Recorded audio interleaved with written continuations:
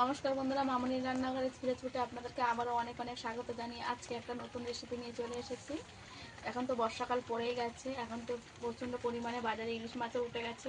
তাই ইলিশ মাছের মাথা দিয়ে আজকে কচুর শাক রান্না করে দেখাবো। পুরো ভিডিওটা আপনারা দেখবেন, আশা করছি আপনাদের খুবই ভালো লাগবে। যদি ভালো লাগে লাইক কমেন্ট শেয়ার করে আমার পাশে থাকবেন। আর এই কচুর শাকের রেসিপিটা আমি কীভাবে বানাই প্রথম থেকে শেষ পর্যন্ত দেখার অনুরোধ রইল। চলুন তাহলে কচুর শাকটা আগে আমি কেটে নেব। এখানে একটা বড় কচুর শাক নিয়ে নিয়েছি, এই কচুর শাকটাকে কেটে রান্না করব। কচুর শাকটা প্রথমে কেটে নেব।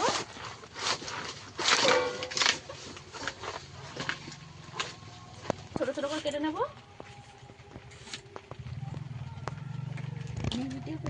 এইভাবে ছোট ছোট করে কেটে নিয়েছি, ছাড়িয়ে নেব। এই যে এইভাবে আঁশ তুলে নেব। আঁশ তোলার পরে এইভাবে ছোট ছোট করে কেটে নেব।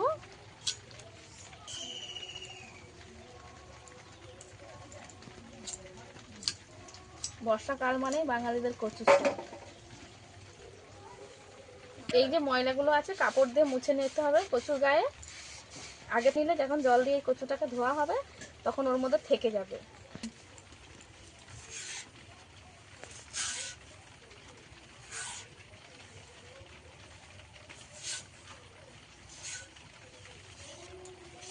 আবার এইভাবে ছোট ছোট করে কেটে নেব।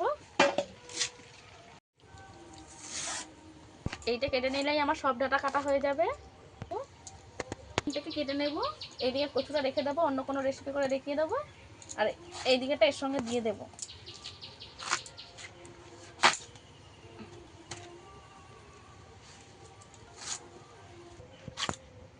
এই যে একদম সাদা ধপধপে কচু, এই কচুটাও ওর সঙ্গে অল্প একটু দিয়ে দেব।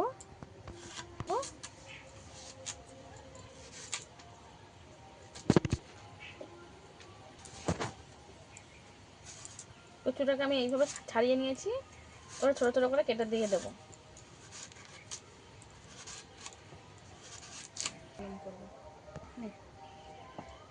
একটা কচু কেটে আমার এই এক গামলি কচু হয়েছে। এই কচুটাই আগে রান্না করব।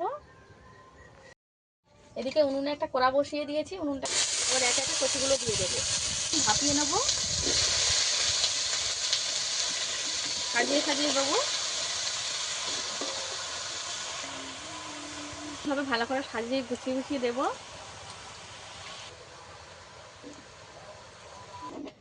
পুরো এক কড়া ভর্তি করে আমি এখানে দিয়ে দিয়েছি।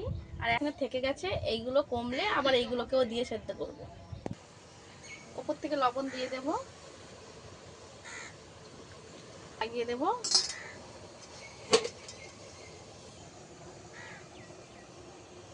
কিছুটা ছোলা দিয়ে দেবো এখানে ভিজানো।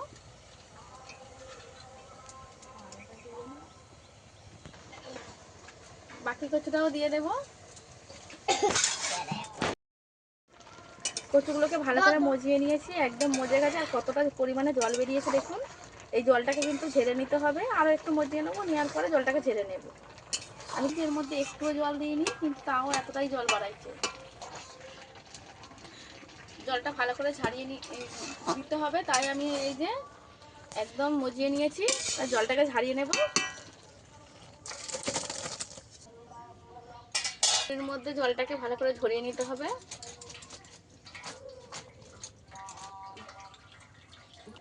কচু শাকটা করবো, মাছের মাথার মধ্যে লবণ দিয়ে দেব, হলুদ গুঁড়ো দিয়ে দেব, দিয়ে ভালো করে মাছের মাথাগুলো মাখিয়ে নেব লবণ আর হলুদ করে।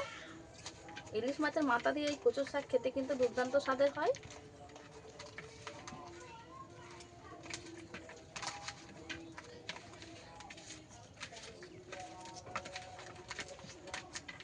কড়াই গরম হয়ে গেছে, কড়ার মধ্যে তেল দিয়ে দেবো, একটু চেপে চেপে দেবো কচুর শাকগুলোকে এইভাবে খুন্তি বা গ্লাস বা বাটি দিয়ে এটাকে ভাবে চেপে দিলে জলটা বেরিয়ে যাবে। ইলিশ মাছের মাথাগুলোকে ভেজে নেব।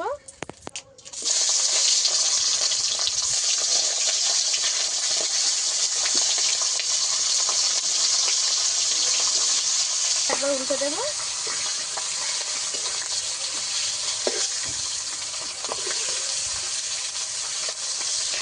একদম মাঝে মাঝে করে মাথাগুলোকে ভেজে নেব। কাটা মাছের মাথাগুলো ভেজে বেরিয়েছে। একটু ভেঙে দেবো এইভাবে।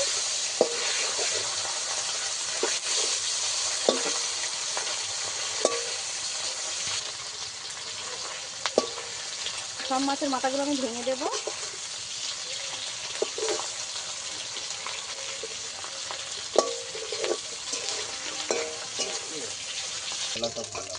তুলে নেব। ভালো করে মাছের মাথা ভাজা হয়ে গেছে।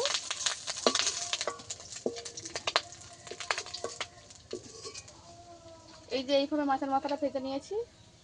ফোড়নে দেবো কালো জিরে আর শুকনো লঙ্কা, তেজপাতা।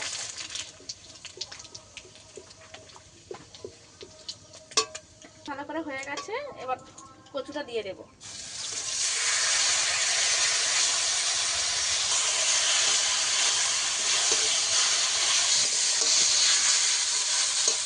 জিরে আর আদা আমি একসঙ্গে বেটে নিয়েছি, এটাও দিয়ে দেবো। আদা জিরেও একসঙ্গে কষিয়ে নেব।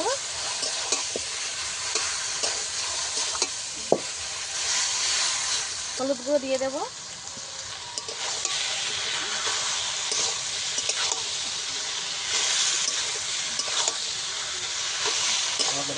একটু লঙ্কার গুঁড়ো দেবো। এবার অনবরত নেড়ে চেড়ে ভালো করে রসটাকে শুকনো করে নেব। মাছের মাথা দিয়ে দেবো।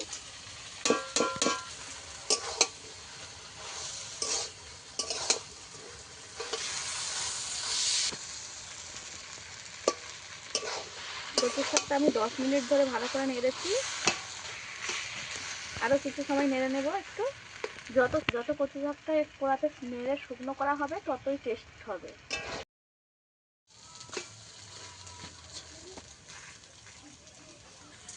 সব শেষে অল্প একটু চিনি দিয়ে দেবো।